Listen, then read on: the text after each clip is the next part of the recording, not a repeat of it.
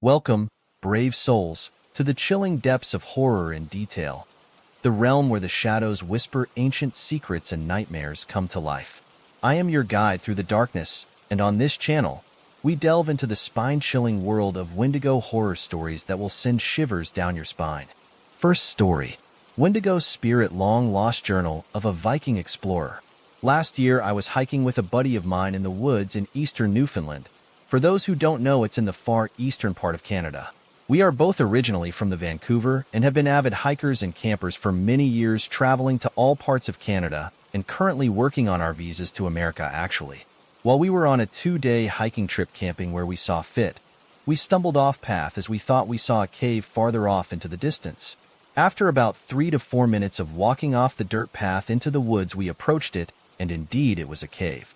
Knowing that caves are super neat, but also very dangerous for many reasons, we just looked around for a bit before deciding if we should check inside if it's clear or not, as it would make a good spot to have camp for the night. Caves are home to many animals ranging small to large, bears, wolves to name a couple of the more dangerous animals to be exact. We eventually grabbed our flashlights from our backpacks and entered the cave entrance cautiously. The cave was pitch black, and once we had walked inside, noticing how deep it actually was.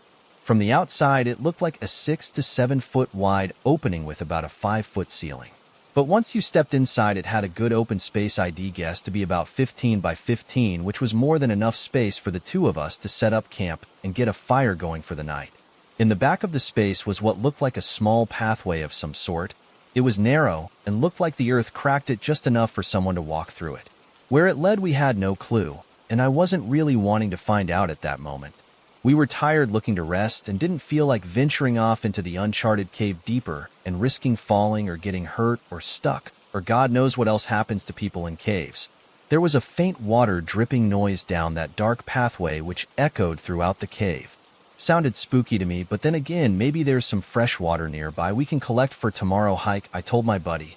Once we set up our things, I told him I'd go check it out and see if I could find the source of the water, as I held out water containers in my now empty pack and my flashlight in my right hand. The pathway was twisted and narrow, and honestly it was just better that I went alone, plus I doubt my bud would have went with me anyways. He was tired as hell and was just ready to eat and go to sleep. I tucked and squeezed myself through with my pack and eventually found the source of the water after a minute or so walking deeper into the cave system. This cave kept going and going. I could see further ahead, but I found the source thankfully not too far in. There was a small stream that flowed down the rocky surface wall into a small puddle-like area, then disappearing into the rocks and earth. As I shunned my flashlight around, I happened to come across a pouch of some sort which was made of animal fur. I thought it was an animal at first and stood frozen in my tracks. I walked over to the fur ball and grabbed it. I realized the fur was just wrapped around something flat and hard in its center. As I looked, it seemed to have unraveled an old as hell-looking leather book of some sort. I was really memorized about the find, but then realized how thirsty I was and took care of filling up our water containers first and bring this book and fur back with me back to our little campsite at the cave entrance. Once I got back, my friend had already gotten the fire going, which felt really nice as I sat down handing him his water. The night was on its way out with the sun starting to set. I told my friend about the book and let him take a look at it. He was always the history buff anyways, I just liked video games and hot chicks. He told me that this journal looked really old and is really surprised it in the shape that it's in. He pointed to the off shapes that were on the cover and on parts of the pages on the inside. They looked like runes, he mentioned. I didn't recall what runes were, and he told me that in fact that was the way of communication writing back in the Viking days. As he read, I mumbled to himself, "Dude, this is written in English, which is odd unless this person or Viking traveler was educated, or had traveled more than most." He read on for a few minutes and told me to check it out as it mentioned this cave on one of the pages. He handed me the book, and he laid back onto his mat and started to relax. I, on the other hand, was totally excited. Not only did I just find some ancient Viking journal in some cave in the middle of nowhere, but it was readable too. "This has to be worth some money," I said to him. He opened his eyes and just replied, "Dude, just read it or go to sleep." I smirked at him, and I laid my back up against the side cave wall and started to read the notes from inside this journal. "If you are finding this journal, that means I am dead. My name is Bjorn Erling, and the year is 1004 AD. I do not know the exact date of these entries as I have been stuck here in this cave for some time now. Our ship had arrived to the shores of this newfound land several weeks prior to these entries. There was 40 of us in total, and have built a small village right off the shore past the wood line.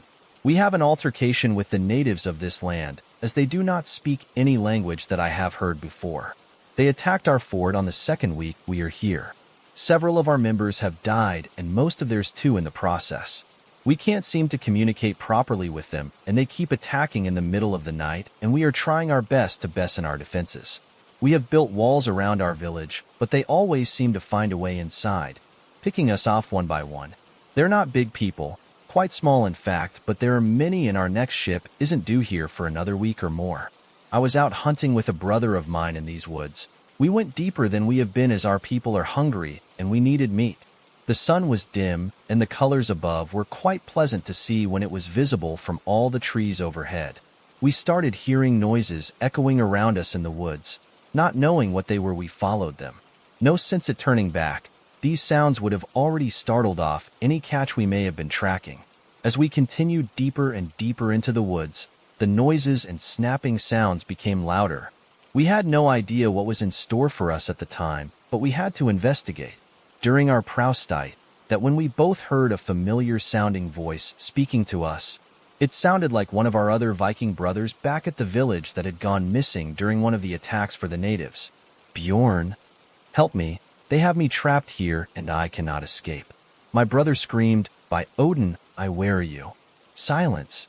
The voices didn't reply. I gripped my sword handle on my waist, and my brother held his bow with a firm grip. "Do you think that was really Kinjo?" "I don't know," I replied, "but we need to find out either way."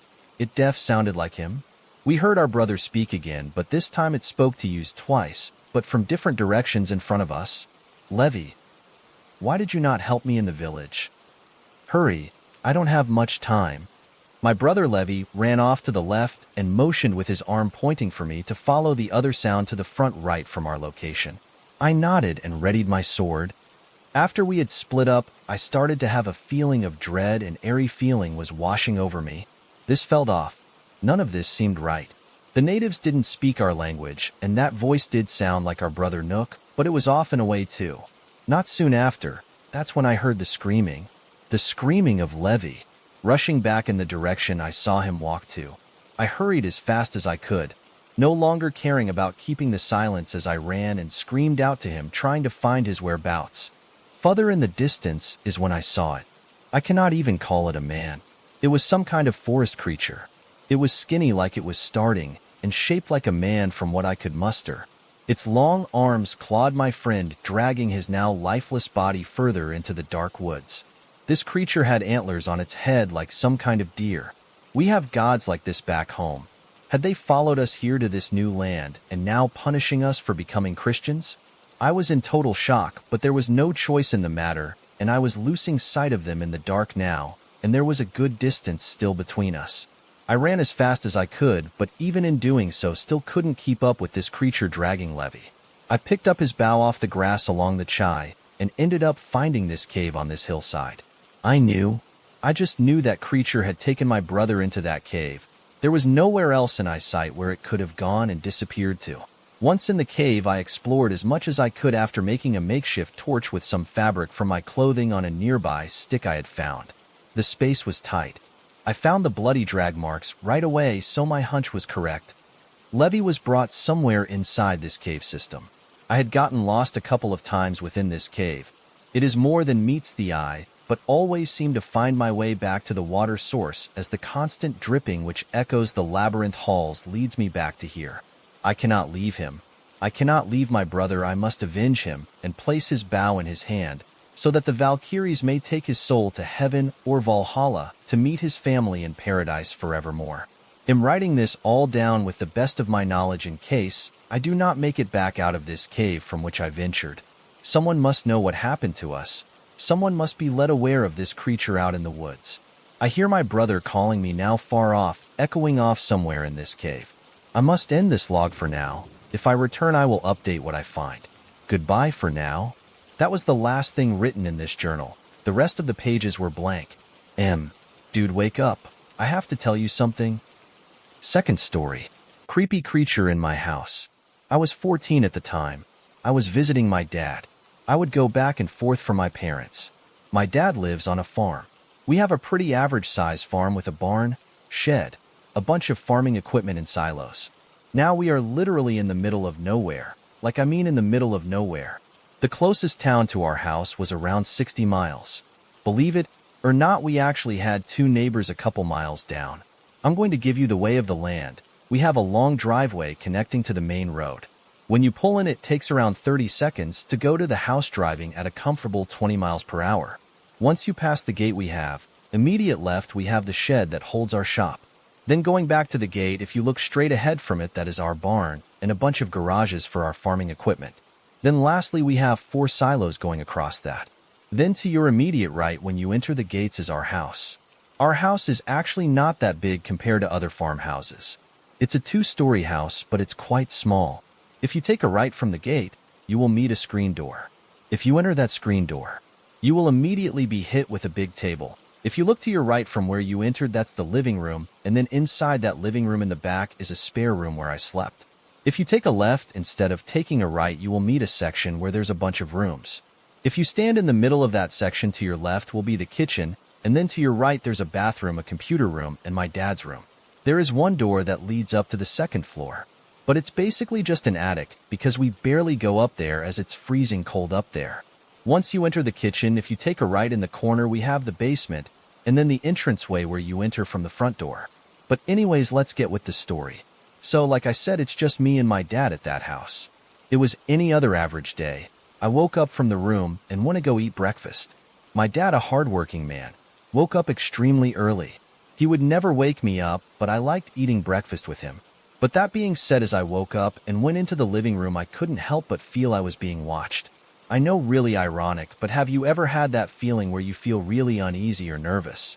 But usually when that happens, you just brush it off, and that's exactly what I did. I walked to the kitchen and grabbed some bacon and eggs and ate and talked with my dad. Me and him laughed, but when we were done, he went outside to go work on his truck, and I stayed inside and watched TV for a bit. Now, even with me being 14 years old, I was pretty strong mentally. Honestly, I rarely got scared, but what happened next was something that could have never been prepared for me. So I was sitting in my living room, when out of the blue I heard this absolutely massive bang right above me. I about **** my pants. I jumped so bad I actually fell out of my chair and spilled all of my water. It sounded like somebody just got dropped off of a skyscraper. I looked up almost immediately thinking there would have been a hole in the ceiling, but there was nothing. At that point I knew there was absolutely no way something would have fallen up there, as there is nothing in that room. Remember how I told you we never went up there? Well, the only thing in that 2nd floor was right next to the stairway. When you entered, it had nothing else. So essentially either something was up there, or the roof just fell on top of itself. And that house was dead silent after that. I muted the TV and sat in this frozen state, wondering if I should even walk for a couple minutes. Luckily, I seen my dad walking back into the house, but it wasn't over. As I didn't want to go investigate it, I just thought I should lock the door. But as I was walking over, I eerily heard some type of crying, or some **** like that. It was literally right next to that door. Me being a 14-year-old, my head was rushing through horror movies. I locked that door in and sprinted the hell out of that house. My dad was halfway walking. I immediately ran to him, telling him what was going on. Now, my dad was a jokester, and usually **** around with me when I did something like this. But I'm just assuming he probably saw the fear in my face and went in there. Now, this time we didn't go through the screen door and instead went through the front door. He opened the door and immediately took a left. For reference, when you open the front door and take a left, we have a hidden gun in case of an intruder. He grabbed his Glock 19, and we walked into the kitchen. I was a little behind because I was scared to walk in there, but then I realized something. The basement door sure as hell was not open, as I went to go check to make sure it was shut, because the heat from the basement was immense. It's from our furnace, because usually basements aren't hot. I didn't think much of it though, maybe thinking my dad opened the door. Me and my dad both went to his room right next to the door I locked, and this is where I connected 2 and 2 together. The door was literally swung wide open and the lock was busted off. By the way, those locks were designed to hold shed doors shut in case of the storm. As a matter of fact, the door was literally leaning on the wall as the hinges were blown off. My dad just took a little peek at me, and then my entire life I've never seen him look so worried ever. My dad was a former police officer for 1 year, so he added some training. He taught me how to shoot a gun, and I've hunted my whole life. So he handed me a gun also. This might sound like something out of Call of Duty, but I actually cleared out the living room in my room. I did it, and went back to him whispering to him that I did it. Now at that point he was at the basement door. As I entered the kitchen, I saw him sitting in fear. I asked him what was wrong, and to my horror, he heard somebody whispering and crying down there. My dad took a quick look at me and said we're going down there, and I agreed. Each step was horrifying enough. Let me tell you how the basement is set up. Once you reach the bottom step, which is about 10 steps, to your right we have a workout place. And then to your left you have the washing machine and an additional bathroom with a shower. Now in the left corner we have a boxed out room. It's like one of those creepy trapdoors you would see in movies. We've only been in there once. It's maybe 8 foot tall and 15 feet wide. So as we reached halfway we could hear some blatant shuffling. We checked the right and the left place but didn't see anything.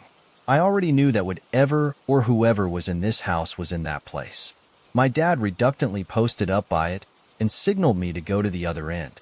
By the way, the basement is almost pitch black because we didn't turn any lights on. The only light source was illumination from the sunrise, which wasn't enough. As my dad entered, I entered behind him reluctantly, that we were maybe 2 steps into the room when my dad tried looking for the light switch when we heard this absolutely horrifying screech come from the corner. My dad pushed me and told me to go to the other end while he went to the other end. We heard this screeching crying away from the corner, and it got progressively closer and closer as time went on. To my dismay, I could see it. That thing was tall. Its head had to lean under because it was hitting the ceiling. We're talking 8 foot tall. What made it even worse was this thing was really ripped. It straight up looked like a bodybuilder. Now, since it was pitch black, I could only see it because of the illumination, not being able to see my dad. It walked out and started walking up the stairway when my dad appeared. We stepped out and my dad was ready to yell.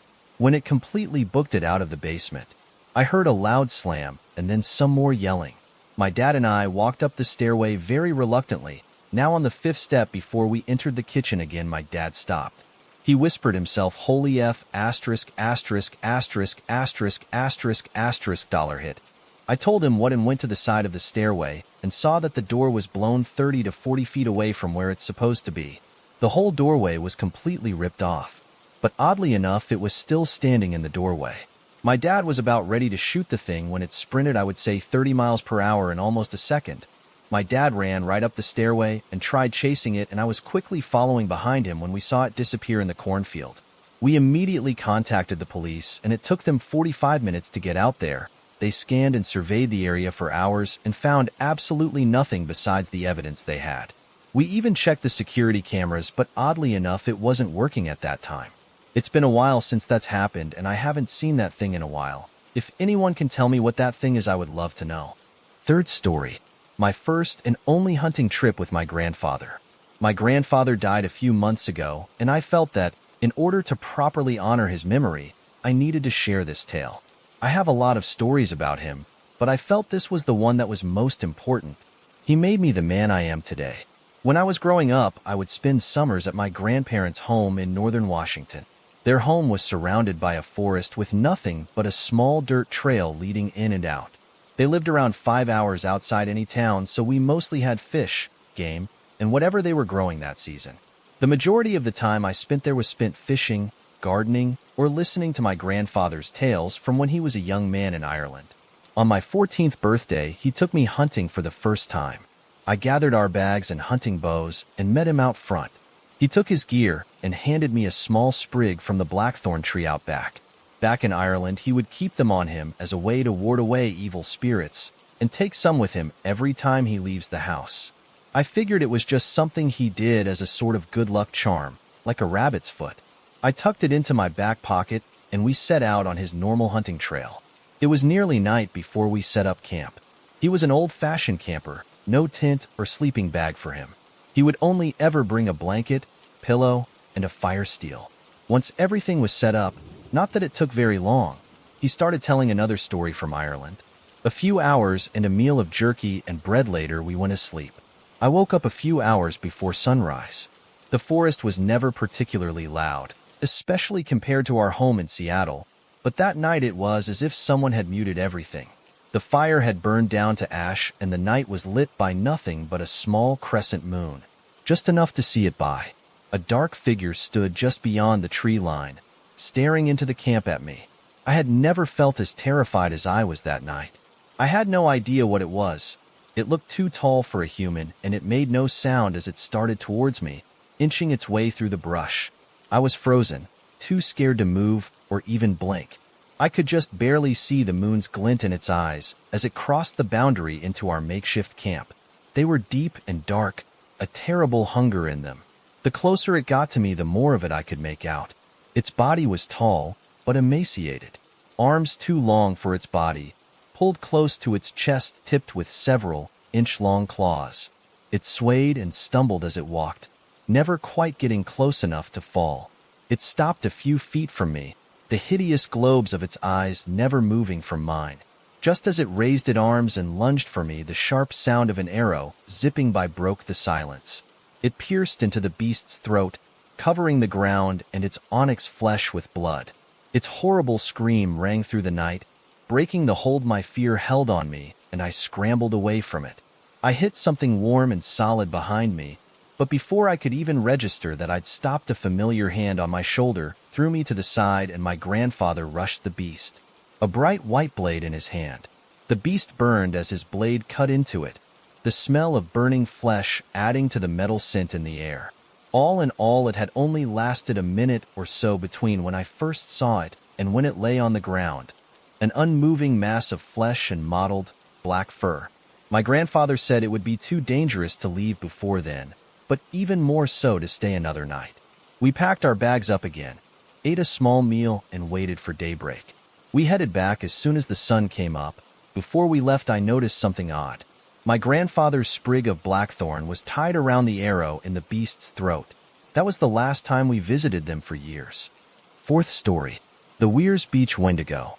Before June 28, 2019, I was an avid urban explorer. I would always look down back roads for abandoned houses and soon-to-be torn-down barns. I'm also a photographer by trade, so naturally I brought my camera along with me to capture the experience. So when my grandfather invited me up to his summer lake home in the White Mountains, I was gleeful. Not because of the mountain scenery or the private lake with multiple jet skis. No. I was giddy at the thought of being able to explore one of my most sought-after abandoned destinations, Surf Coaster. Surf Coaster was a massive abandoned water park about 2 miles from Weirs Beach. The park covered about 10 square miles and was rumored to be the urban explorer's paradise.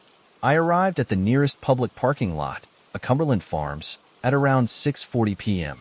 I used my phone to see a topographical satellite view of the large abandoned parking lot of the water park.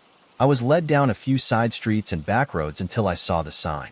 Hidden among vines and bushes was a blue sign with yellow-tinted bulb lights surrounding it that said Surf Coaster. Next to it was a rusted and rather puny 2-foot-high gate with a faded, "No Trespassing" sign. I'll pretend I didn't see that. Stepping over the obstacle, I was presented with a parking lot with a few scattered 80s-looking hatchbacks and sedans.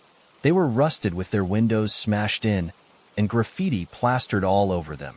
The parking lot stretched about 70 feet in front of me and then stopped to another fence. To my right there was a wooden fence, and to my left down a step hill was an urban explorer's dream. Water slides covered with ivy and moss, pools filled with deflated inflatable toys, and sunning chairs with towels still on them. As I started down the embankment, I stopped at what must have been the ticketing booth. Inside the ajar door was a small room consisting of a chair with a comb on it, an open cash drawer underneath the counter, and a roll of tickets behind the chair. As I stepped inside, I noticed something in the open cash drawer. It was money. Water-damaged money. I gentled, picked up a 50, and held it up to the golden hour sunlight to see the blue security strip running down the bill. It was real. Why in the world would the company leave money at their closed park? I thought to myself. Placing the bill back in the drawer, I continued down the hill. The next 2 hours were fairly standard for urban exploring. Chipping paint, dirty water, rotting wood, all except for one small detail: the towels. On most the lounge chairs by the large pool were people's towels. as if they had just left them. I thought nothing of it and ignored it. After I had seen the last enormous moss-covered water slide, I only had one more place to go: the bathrooms. Now at this point in my adventure, the sun had already set, and a cool breeze was making the hairs on my arms stand up. As I traversed the crumbling pool deck to the hillside bathrooms, I noticed something odd: the bathroom doors. The doors were rusted steel with large locks on them. When I got there, I was right. Large rusted locks were holding the bathroom doors shut. But why the bathrooms? I wanted to explore them, but they were built into the hillside and were mostly underground, so there was only one entrance. As I looked around for a rock or some heavy object to try and dislodge the locks, I realized that the ground surrounding the bathrooms were scattered with bullet shells. They were still shiny, and using my scarce weapon knowledge, they looked to be .30 caliber rounds. My stomach turned as the park could actually be closed due to an active shooter or terrorist. Wouldn't that have been on the news? I mean, that's a big deal. I settled myself, as they could have just as easily been rounds fired by some rednecks who used the water park as their gun range. It was New Hampshire after all. I soon found a rusted fire extinguisher and successfully knocked the men's room lock off. Inside was an assortment of more towels, swim goggles, duffel bags, and dried-up sunscreen bottles. The whole room smelled like vinyl for some reason, and I could barely snap a few pics before bolting out of there. Odd that they would lock that up, but it could serve as a home for homeless people or drug dealers. I was just going to skip the women's room, assuming it would be more of the same. But then the thought hit me: what if it was something else? What if it was the same? I had to know. After retrieving the fire extinguisher from the bush I knocked off the second lock and opened the heavy door. A blast of air hit me.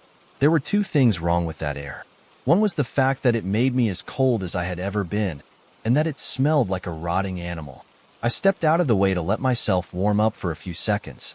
I saw a good photo opportunity there with both doors open, so I took it. Setting my shutter speed to capture the light just right, I was about to take the photo when through the viewfinder I saw something that made my blood curdle. Movement from inside. There was a grayish-brownish movement coming from inside. I dropped my camera and froze in fear. The faint lighting the full moon gave was enough to reveal the creature that slowly emerged in front of me. It was crouched down to fit inside the doorway, so I could only guess it was 9 feet tall. Its face was that of a wolf, and it had teeth that jutted out of its lips. Large green deer antlers topped its head, and its fur was greasy and slimy, like that of a dog's saliva, and as started at it, it let out the most terrifying sound I have ever heard. Its wail was high-pitched and raspy at the same time. Adrenaline rushed through me as I turned to run back up the cracking stairs to the hill. My feet pounded on the moist soil as I neared the parking lot. I glanced over my shoulder, and only then could I see the complete mass of the creature. It had to be at least 10 feet tall, and its strides on all fours told me I had to run faster than I had ever run before if I wanted to live. So I did. I ran all the way back to the main road and all the way to the gas station, all while listening to its ear-piercing wails grow farther away. I practically dived in my car and nearly stalled it trying to peel out. I drove the 2-hour journey back to Lincoln with my foot to the floor most of the ways. Even though I'm back in civilization, I still don't feel safe, and I regret going there. I also regret dropping my camera.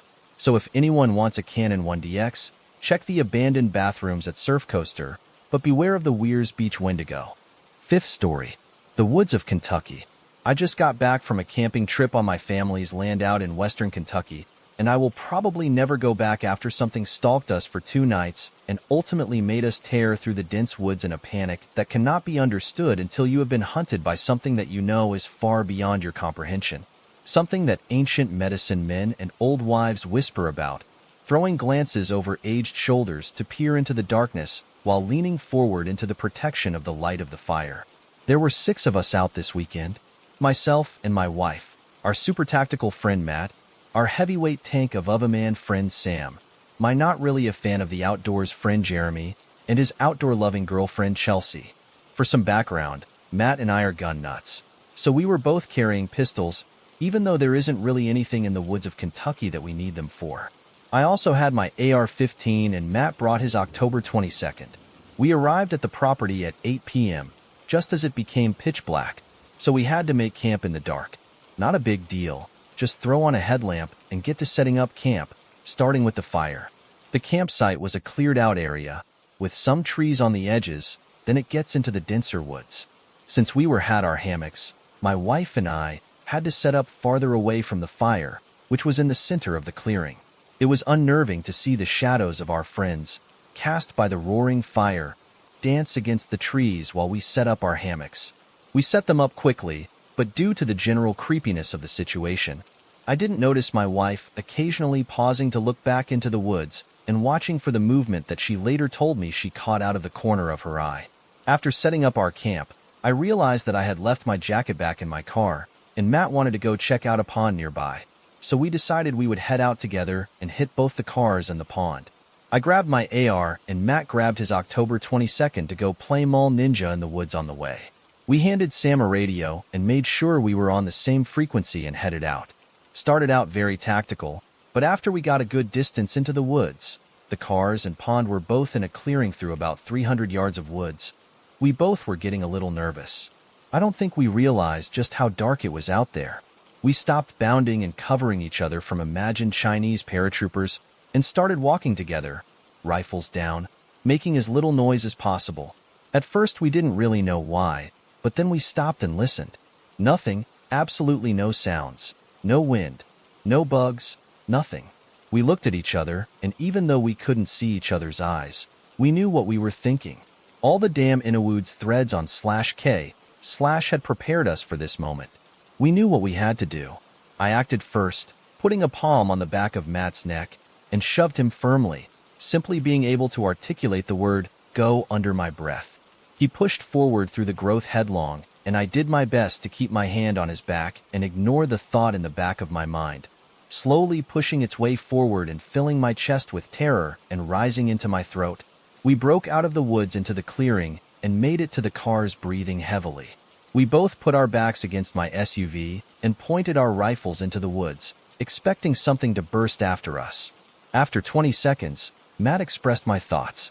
Something was running behind us, right? I stopped breathing when he said it, because before I had attributed it to my imagination, but a third party now confirmed that something was chasing us and was now between us and the camp. I called Sam on the radio. "Sam, did anyone else leave camp to follow us?" "Nope.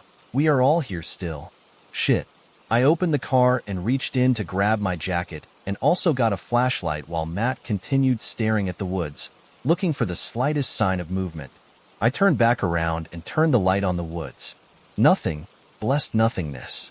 But now we had to get back into the woods to get to camp. After 5 minutes to discussing it, we decided that it had just been our imagination, if only just to get the courage to re-enter those haunted woods. Flashlight in hand, I gripped my rifle and slogged in, Matt's hand firmly encouraging me firmly, with him watching behind us.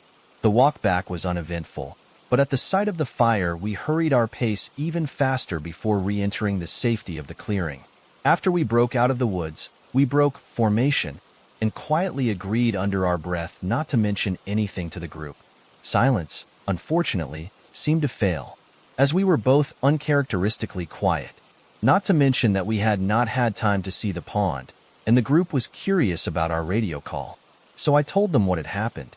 3 chuckled and made fun of 4chan for making up ghost stories, but Chelsea listened intently. Later on she asked if any of us had read the books Missing 411 or the Native American studies of Dr. George Marlin in his book Rights of the American Indian.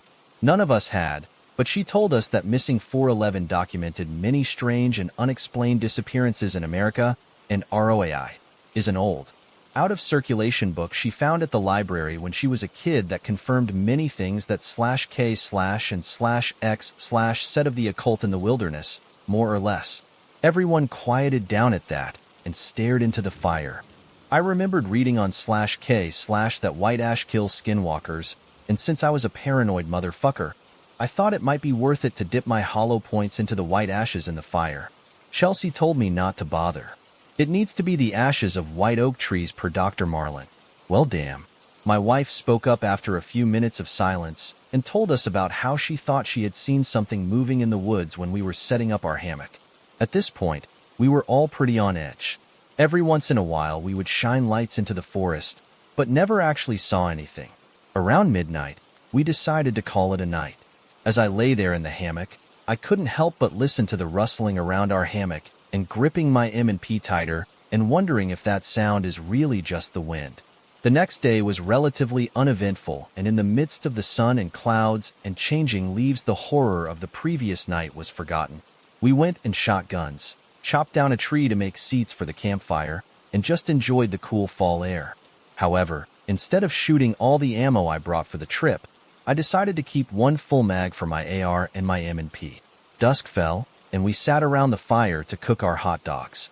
Emboldened by the sunlight and full bellies, we taunted the spreading darkness and challenged the spirit of the Wendigo, which unnerved Chelsea and made me instantly regret my decision. Matt, however, was emboldened and walked around camp with his rifle slung, talking about how he hoped to get to be the first/K/Omando to slay a skinwalker. As the sun finally set, we built up the fire, double-checked our wood supply, and settled in for what we hoped would be a relaxing evening. About an hour after the sunset, we had finished making s'mores when the echoing howls of coyotes started. We were unconcerned, since we know that it is extremely rare for coyotes to attack people, but then the cows in a field in the opposite direction started bellowing as the wind picked up a bit, blowing piles of fallen leaves across camp and bringing into our nostrils the scent of decaying lichen and a touch of rotted meat. Jeremy nervously suggested that perhaps the coyotes had found a kill. Matt, filled with newfound confidence, wanted to go looking for them. I didn't want to go. I really didn't want to go, but I am way too loyal for that shit, so I followed him into the godforsaken woods to look for the coyotes. We moved, slowly and carefully, in the direction that we had last heard the coyotes. A mixture of stealth to find the animals and fear of the unknown. After cruising for about 50 yards, I heard Matt stumble, swear, and fall to the ground, clattering over his plate carrier.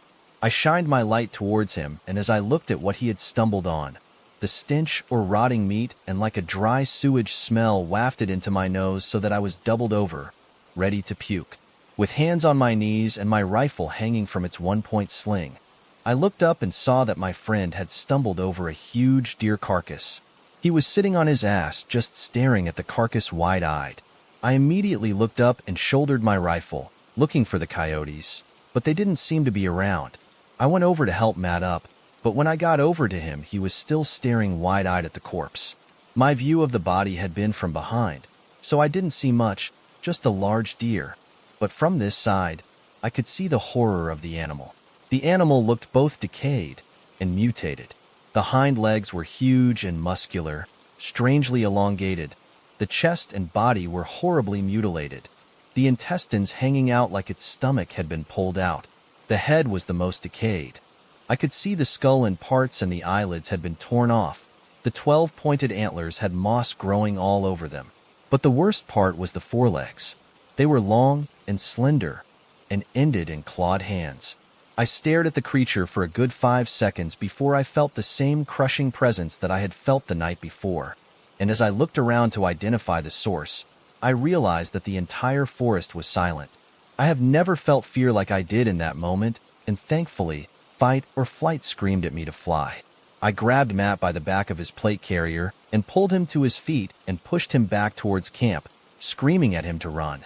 I looked back then, scanning around with my light. When it settled on the corpse, it was moving. I reacted purely out of fear, firing several rounds from my AR. I couldn't hear anything after that due to the deafening thunder from the rifle. I dropped my flashlight in the chaos, but the light from my muzzle showed me all I needed to see to grab my friends back at camp and rush them back to the cars.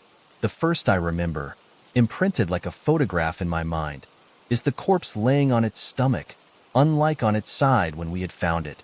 The second is the body resting on its forearms, the head rolling limply from the shoulders. And finally, the creature standing on its hind legs, using its clawed hands to stuff its innards back into its belly. The horrible eyes staring at me with a supernatural fire, burning with hunger. I was in tears from fear when we made it to the camp. I have no idea if any of my rounds connected. I don't know what I said or what was said by the rest of my friends when we made it into camp, but I got them out of camp and into the cars. We just drove and drove until we got to a nearby gas station which was still open. I grabbed a monster and drank it and tried to process what I had seen. There is only one thing it could have been. A true Wendigo. 6th story.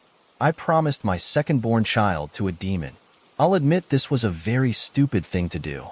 I thought I was being clever. This whole mess started a few years ago when I got the news my boys couldn't swim. My wife and I were heartbroken. We talked about having kids on our first date. She wanted 4. I wanted 2. We compromised and decided to have 4. We tried for our first, but it was taking a while.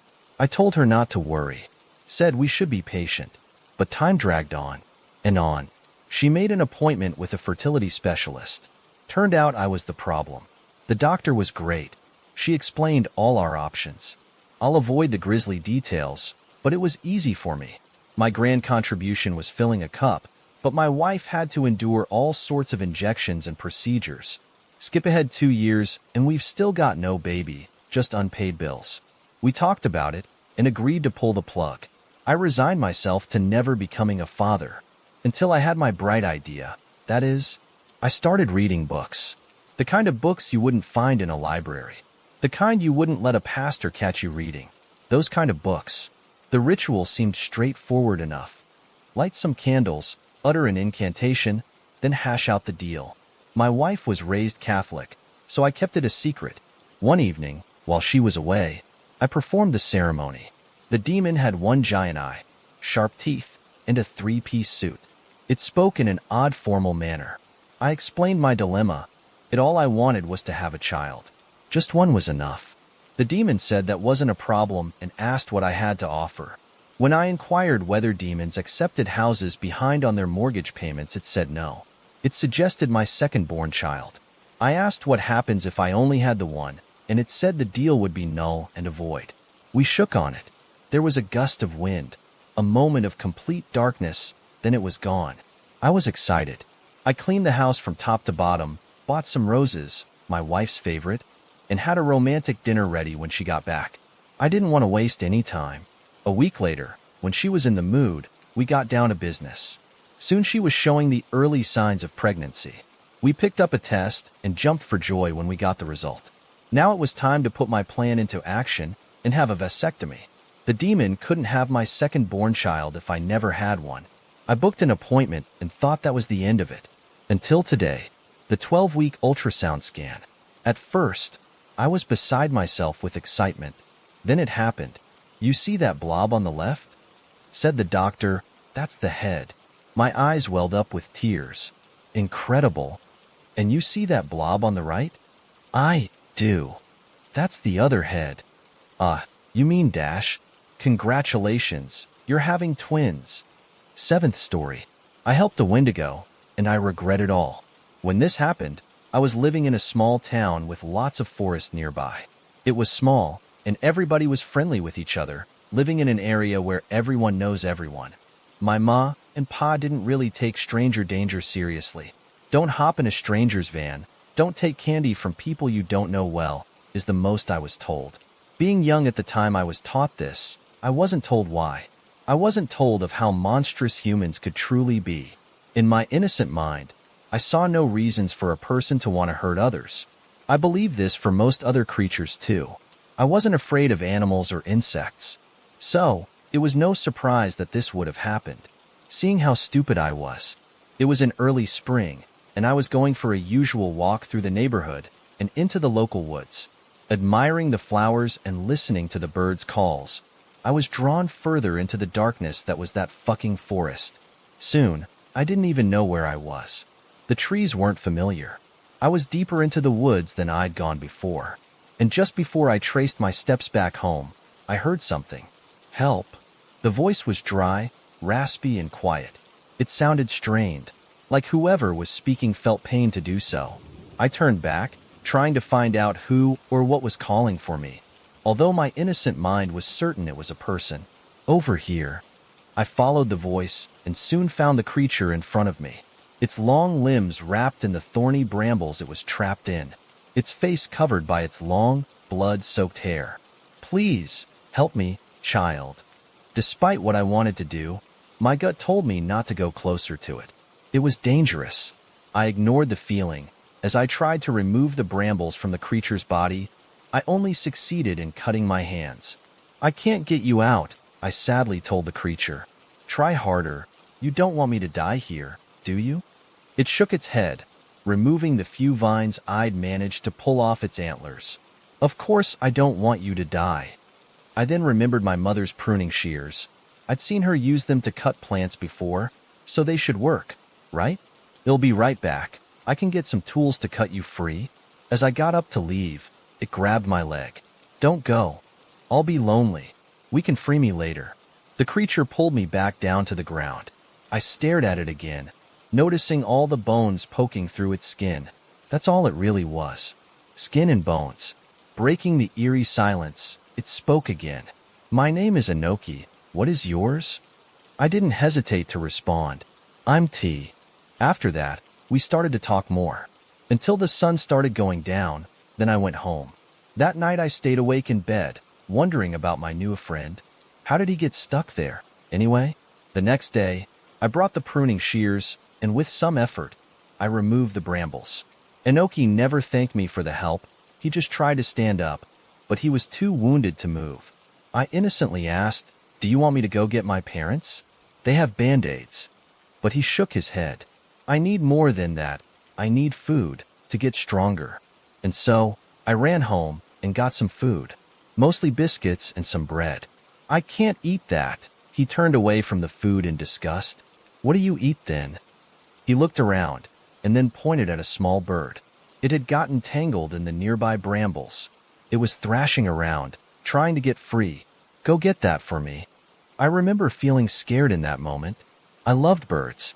Whenever I found a wounded one, I'd try to take care of it before my pa would take it to the vet, while secretly just putting it down. But without even realizing what I was doing, I'd already removed the bird from the brambles. I watched in horror as Inoki ate the poor thing. He didn't seem to like it, but he did anyway. I kept visiting him every day, bringing him more birds or other poor animals for weeks. He was looking better each day, yet still bone-thin, until eventually I came to him with another bird. He wasn't sitting in the place he always sat. I called out for him, but he didn't come.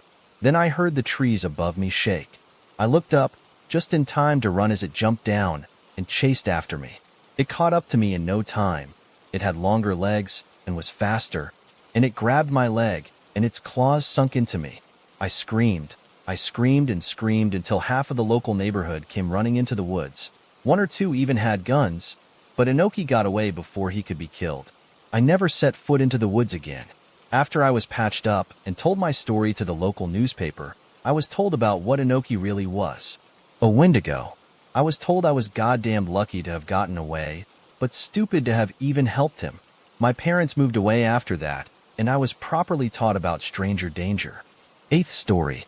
House of Ghouls. A guy who bought an old house, he was excited to have a new home. He arrived at his house and said, "I love this new home," and put his objects and furniture there. But that night there was a scream. He was having a nice dream about flowers and hot, sexy women, so he was awoke with a fright. So he went upstairs to investigate because this where scream came from, but then he was attacked by ghouls, ghosts, and goblins who tried to take him away. "Oh, my hod knew," he yelled and ran out into the night and into his car and drove off. He never returned to that house, and he died a month later. He died when he was taken to a hospital compiling about bad dream and not sleeping well. They tried to get him to well, but they cold not, and he was the dead. Then a photo was taken of his body at the point of death while there was nobody in the room, and it showed a figure over his body. The hospital staff were shocked at this, so analyzed it, and with some cleaning up of the photo, it was shown that the figure was of the same man. This was caused a huge shock, and it was reported to professional expert people to try and find the meaning of this mystery so it could be solved. But that night the hospital he died at later burned to the ground. Later my friends have they had a photo taken in front of an old house. They were doing this for Halloween because it is a scary old house, and people do not go there. And if you ask for direction to it, no one will tell you. They used an old camera because they wanted to set the mood and make more creepy. They lined up against the house near a darkened window. They tired to take photo, but the camera broke, and there was a blood-curdling scream and more screams. They tried to recover the photos by printing them, but the only file that was recovered was of the photo in font of the house, and in the house there was glowing blood-red eyes that chills the soul. People did like to look at the photo, and those that looks it would have nightmares. Evil whispers would come from the photo at night, and it had to be locked in a room so that none could be bothered by it. Then the photo later caught fire and was destroyed. We think that house was the same house that man went to and was chased out by those monstrous creatures, and none of my friends will go back there in case they might see those eyes against and heard that cream that haunts the mind and soul. We should have listened to that crazy old man who told us not to go near there 'cause it is a bad house and is not very good. Ninth story. The Black Woods. It's hard to put into words what I've been through, what I've seen. I don't know if I'll ever be able to get over what happened February 25th. February 25th. It was to be a fun day out in the woods roughing it with the guys, but it changed so quickly, so abruptly I haven't had time to feel. The guys and I were finally able to all get some time off work for this camping and hunting trip we had been planning since our freshman year. All of us had planned this for months in advance and had been prepping everything we were gonna need. I was to bring all the lighting equipment and tents, Christian the food and water, Bobby the fishing rods and rifles, and Nick the rifles and ammunition. Oh God, Nick, what happened to you? The night we set out to our campground was like any other. Dark. But the sky was filled with stars, my favorite part of being out there. We set up camp just as the sun was setting and started unrolling our sleeping bags. We were all exhausted from the drive and ready to crash. Nick wanted to sleep with his rifle, like he always does. He said it made him feel safer. I always thought that was bogus, and he just had some weird connection to rifles. The four of us all had our own tents, and I quickly dozed off. I awoke what felt like to me an hour later to Christian climbing into my tent with the whitest face I've ever seen on anyone. I asked him what was wrong, and he said that he heard something that freaked him out, so he came to see if I was awake. I got up and stepped outside my tent to look around and see what was up. I looked in the others' tents, but they weren't there, and Nick had left his rifle, which is really unlike him. I called Christian out, and he said that he didn't notice that they were missing when he crawled into my tent. Up until this point, I had just been thinking that Christian had been freaking out because the blackness of the woods was getting to him. Now I was beginning to worry. I grabbed my flashlight from my tent and told Christian that we should go looking around a little bit because there's no reason that the other two would have set out this early without us. Now Christian may act the most cowardly of all of us, but he just does a poor job of hiding it. I am easily the most terrified of trekking around the woods while it's pitch dark. I just compose myself better. We head off in the direction of Polaris because what the hell, at least we can follow that back if we get lost. As we're walking, Christian is behind me, and I can hear him stepping on leaves and twigs as we walk so that I know that he's behind me. Every so often I stop to look around a little bit, and so does his crunching. However, after about the fourth time, Christian's footsteps don't pick back up with me. As soon as I realize I can't hear him anymore, I whip the flashlight around to see nothing but blackness and woods for what seems like forever. The only other sounds are the crickets humming as I frantically spin around to see if I just missed him. I call his name, but to no avail. I start running in what I think is the way we came. I can't find the campsite anywhere. My flashlight battery is starting to fade. The crickets are getting louder. As I'm freaking the out and spinning around, I see what looks like Bobby leaning up against a tree. I can only see the back of his arm and his legs extending in front of him.